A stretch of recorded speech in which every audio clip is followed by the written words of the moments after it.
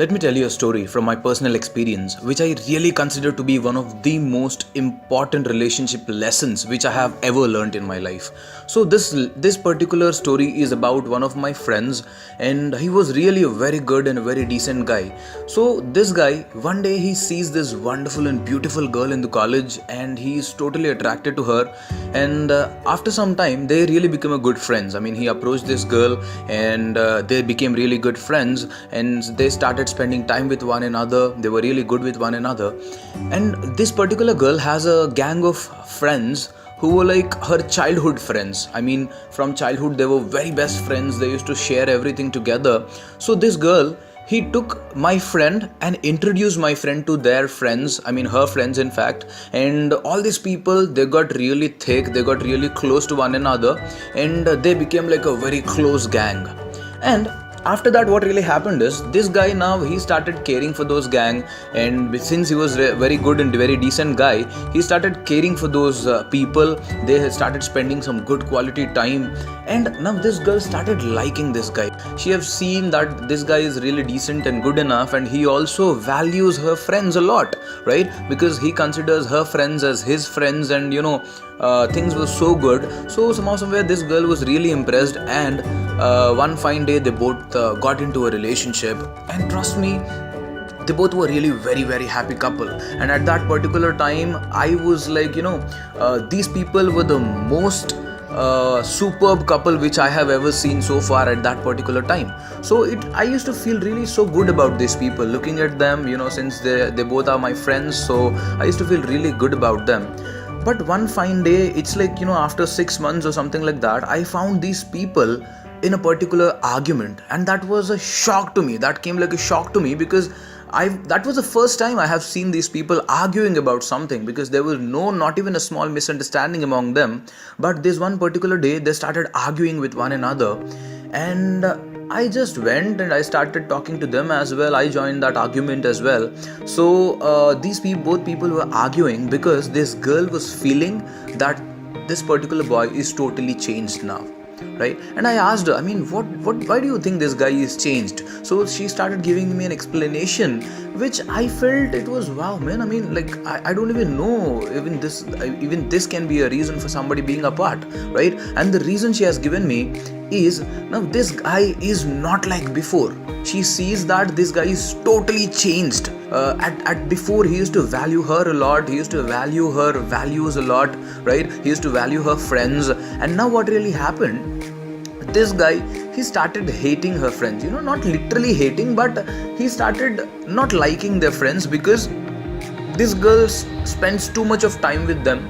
And this guy, he don't like it, because he feels that they are interrupting these people's privacy and all. And long story shortened, this particular thing, it started an argument there. Trust me, within 7 or 8 months from there, they broke up. The relationship came to an end, a disastrous end, right? So I just kept thinking about this particular relationship, and after some days, I draw out an important lesson from this particular relationships. See, have you ever been in a situation where you got blamed by your partner, saying that you are a changed person now, right? You do not even act like before. You were totally a different person now, and you totally changed. You don't love me anymore. These kind of things. Have you got accused for those kind of blames, right? Or maybe you accuse somebody, you blame somebody that they are not like before. So what exactly is happening?